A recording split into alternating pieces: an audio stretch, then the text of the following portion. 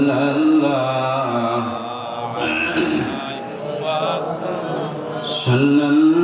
আলা মুহাম্মাদ সাল্লাল্লাহু সাতিহীন আধার কবরে কঠিন সোয়াব জোয়ালের কালে মরা পড়িব মহাবিপদে ওগো আল্লাহর হাবিব ওগো আল্লাহর নবী ওগো প্রিয় নবী আপনাকে নিকটে না পেলে সাল্লাল্লাহু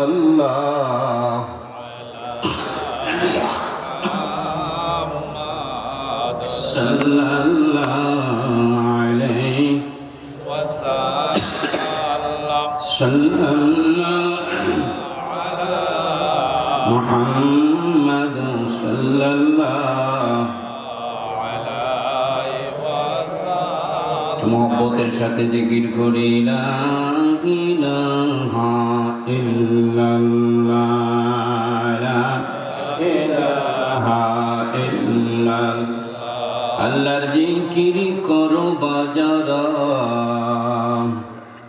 আল্লাহর কাছে প্রিয় গো তারা আল্লাহর প্রিয় হই বাজারা জান্নাতে প্রবেশ করো বাতারা লা ইলাহা ইল্লাল্লাহ লা ইলাহা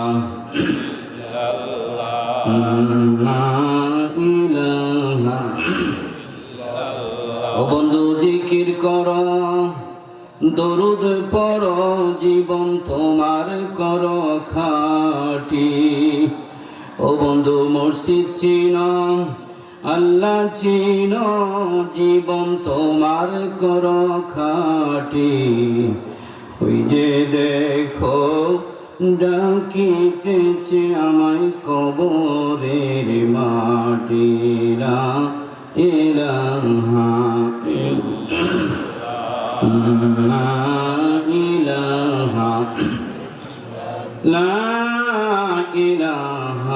ইল্লাল্লাহু মুহাম্মাদুর রাসূলুল্লাহ সাল্লাল্লাহু আলাইহি ওয়াসাল্লাম। আলহামদুলিল্লাহ, আল্লাহ পাকের দরবারে শুকর সুজুদ তাসবিহ তাহলিল যে মালিক আমাদিগকে আল্লাহ পাকের জান্নাতের বাগানে বসার মতো আমাদের মতো গুনাহগার বান্দাদেরকে আল্লাহ পাকের বিশেষ রহমতে জান্নাতের বাগানে বসালেন, এজন্য আমরা খুশি না বেজার? অনেক খুশি। এজন্য শুকরিয়া তার ভাষা সকলে করে আলহামদুলিল্লাহ। প্রিয় নবীর দরবারে অসংখ্য দরুদ ও সালাম সকলে বলি সাল্লাল্লাহু আলা মুহাম্মদ সাল্লাল্লাহু আলাইহি ওয়াসাল্লাম। মোবারকবাদ জানাই যিনি আজকের মাহফিলের সম্মানিত সভাপতি আসন গ্রহণ করেছেন। অনেক ভালো লাগে যে তিনি অনেক আগে থেকেই মাহফিলে চলে আসেন, মাগরিবের আগেই চলে আসছেন। আসলে এভাবেই দায়িত্ব পালন করলে, বিশেষ করে বাদ মাগরিব ইসালে সব জিকির আজকার হলে মাহফিলটা ধন্য হয়। কথা বলেন ঠিক না বেটি? জিকিরের টাইমটাই হলো মাগরিবের পরে গুরুত্বপূর্ণ টাইম। আলহামদুলিল্লাহ, জিকির হয়েছে, ইসালে সব হয়েছে। যারা মাটির নিচে ঘুমিয়ে গেছে তাদের জন্য দোয়া হয়েছে, আল্লাহ সবাইকে মাফ করে দিয়ে শোনা আমি মোবারকবাদ জানাই। দিগারে ওলামায়ে কেরাম যারা উপস্থিত হয়েছেন, আপনারা যারা উপস্থিত হয়েছেন সবাইকে ধন্যবাদ জানিয়ে আসুন বন্ধুরা, আমরা কোরআন হাদিস থেকে কথা শুনি। হযরত উসমান রাদিয়াল্লাহু আনহু যখন কবরের পাশ দিয়ে যাইতেন, কোথায় যাইতেন বলেন? আরো বলেন। কবরের পাশ দিয়ে যখন হাঁটতেন হুজুর খুব ভেঙে পড়তেন, কান্নায় ভেঙে পড়তেন। কবরের কথা স্মরণ করলে হউমা করে কান্নাকাটি শুরু করে দিতেন।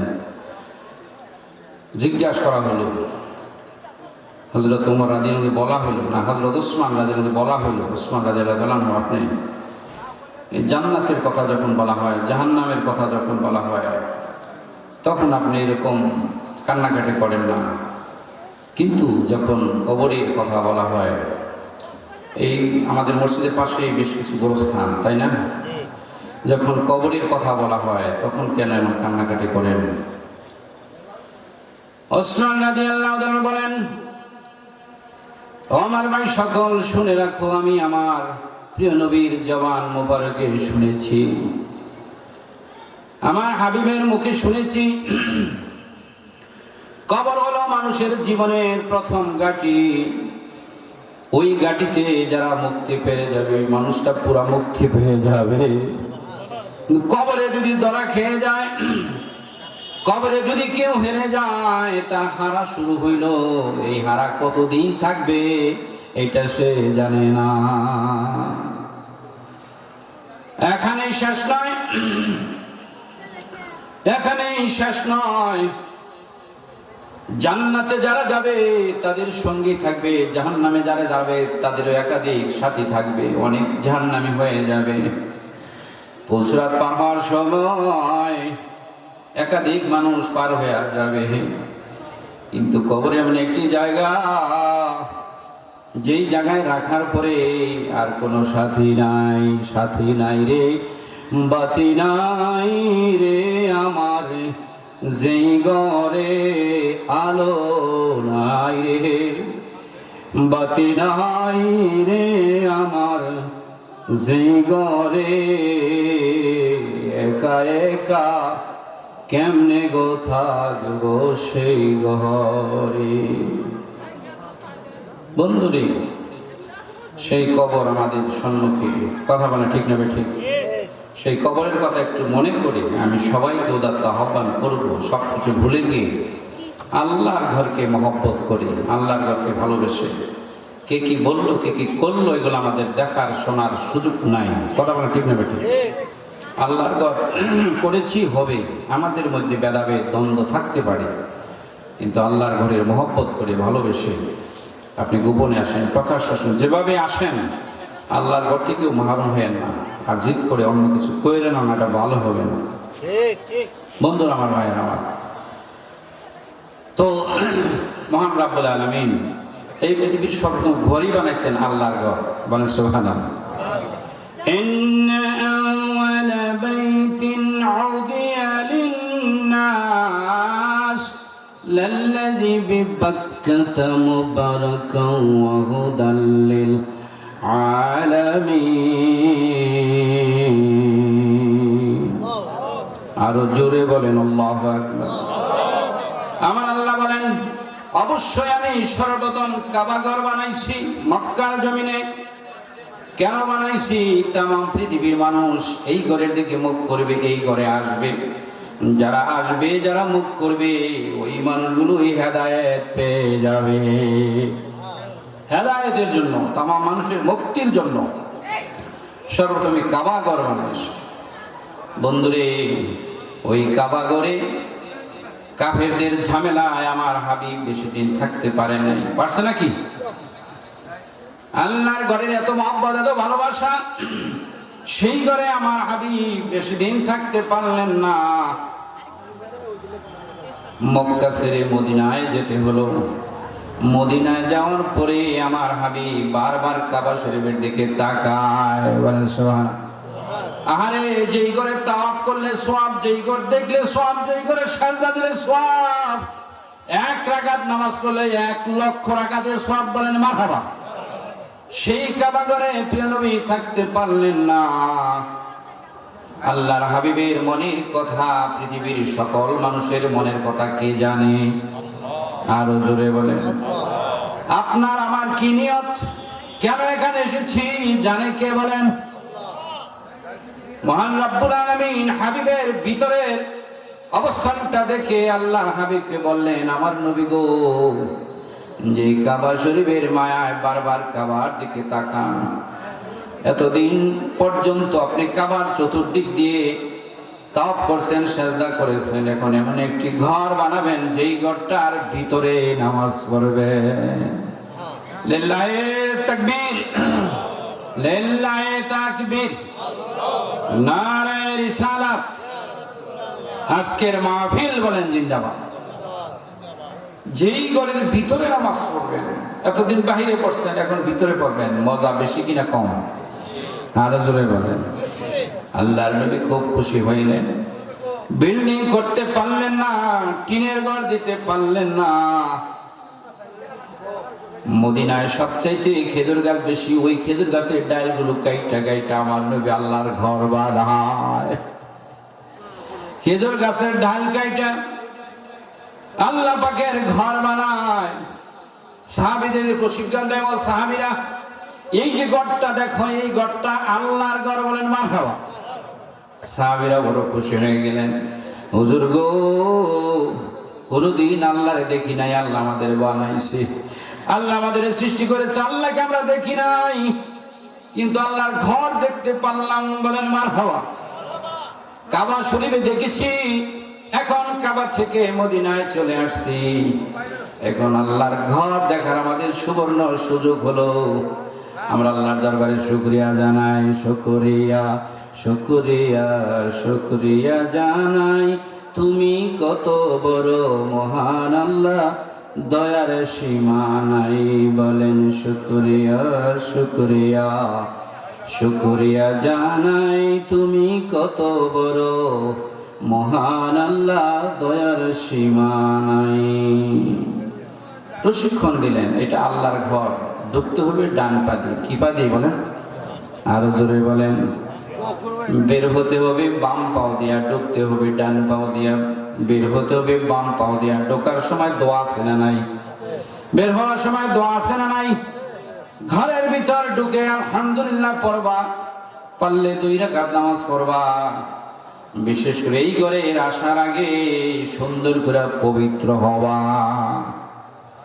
সাহাবীরা উত্তম ভাবে ঢিলা কোনো ব্যবহার করলেন, উত্তম ভাবে ওযু করলেন, ওযুর আগে মেসওয়াক করলেন, সুন্দরভাবে পবিত্র হয়ে আল্লাহর ঘরে যাতায়াত শুরু করলেন। কিছুদিনের ব্যবধানে আমার আল্লাহ ওই সমস্ত সাহাবীদের শানে আয়াত নাজিল করলেন, ফীহি রাজুলুন ইউহিব্বুনা আইয়াত্তাহহারু ওয়াল্লাহু ইউহিব্বুল মুত্তাহিরিন। আরো জোরে বলেন আল্লাহু আকবার। রাসূল বলেন, সাহাবীরা তোমরা কি এত বেশি আমল করো? কয় হুজুর গো, আমরা তো বেশি আমল করতে পারি না, গরিব মানুষ কি আমল করব? আমাদের ঘর নাই, ঘরের মধ্যে খাবার থাকে না, বেশি আমল তো আমরা করতে পারি না। আপনি যতটুকু প্রশিক্ষণ দিয়েছেন, যতটুকু শিক্ষা দিয়েছেন, ততটুকু করি।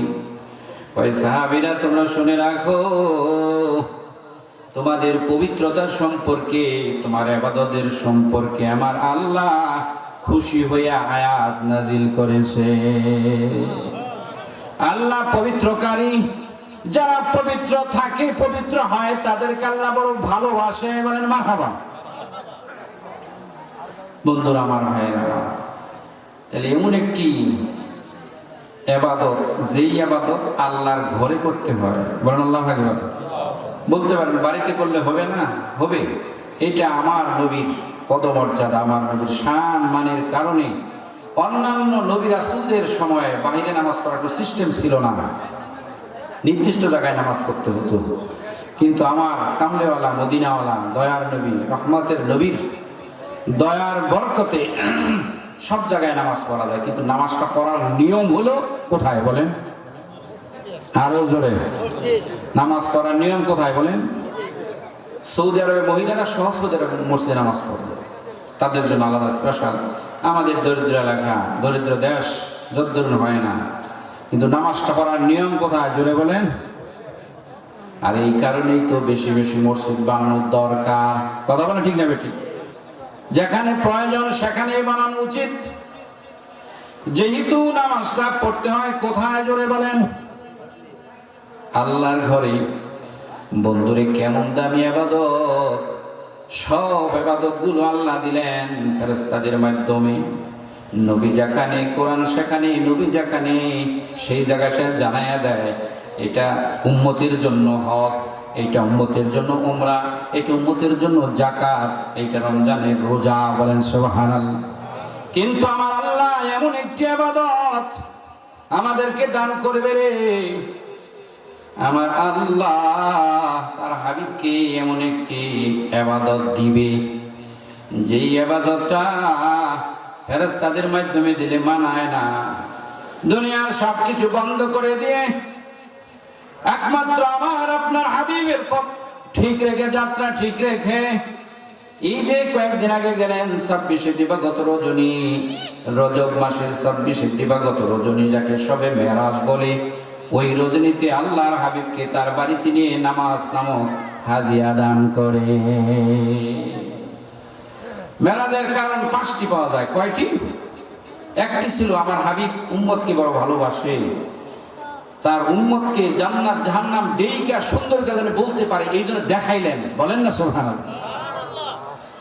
আর নবীদের সেরা নবী প্রমাণ করার জন্য আর কিছুদিন পরে মক্কা ছেড়ে মদিনায় গিয়ে রাষ্ট্রপ্রধান হবেন। রাষ্ট্রপ্রধানে কিভাবে দেশ চালাবে এটা বোঝানোর জন্য সবচাইতে যে বড় কারণটি খুঁজে পাওয়া যায়, মানুষের যখন আপনজন হারিয়ে যায় কিং কর্তব্য বিমূল হইয়া পড়ে।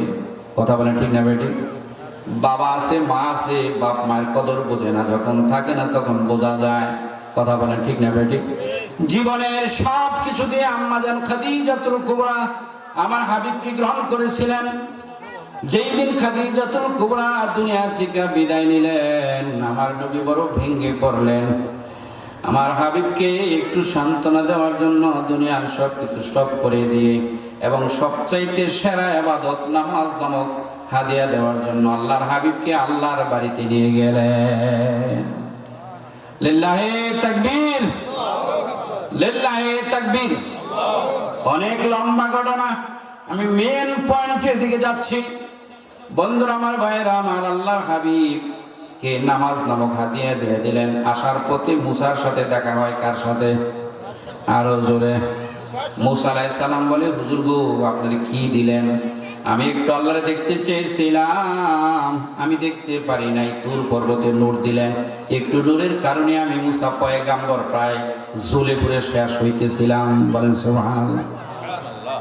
আর আপনাকে আল্লাহর বাড়িতে নিলেন, দিলেন কি? হুজুর বলেন, ও পয়গাম্বর গো, কয়টা বলবো? অনেক কিছু দিয়েছে, অনেক কিছু আমার আল্লাহ দেখাই আছে। সবচাইতে বড় নিয়ামত যেইটা, সবচাইতে বড় দয়া যেটা, আমার উম্মতকে নামাজ নামক হাদিয়া দিয়েছে। কয় যে নামাজ পড়লে আল্লাহর সাথে দিদার। বলেন মারহাবা। আসসালাতু মিরাজুল মুমিনিন। কয় নামাজের দাঁড়াবো, আল্লাহর সাথে আমার উম্মতের দেখা হবে। বলেন মারহাবা। কয় নামাজ পড়লেই বেহেশতের চাবি পাবো, এই নামাজের জন্য আল্লাহর ঘরের দিকে যাব। প্রথম কদমে 10টা গুনাহ কর্তন করা হবে, দ্বিতীয় কদমে 10টা নেকি লেখা হবে। এই নামাজের জন্য অপেক্ষা করো, ফেরেশতারা সওয়াব লিখতে। বলেন মারহাবা। এখানেই শেষ নয়। হুজুর গো, ইয়া রাসূলুল্লাহ, ইয়া হাবিবাল্লাহ, এই নামাজ এমন এক হাদিয়া, এই নামাজের জন্য যখন ওযু করব, কি করব? কি করবো বলেন? একটু জোরে কর না, কি করবো? ওযু করবে।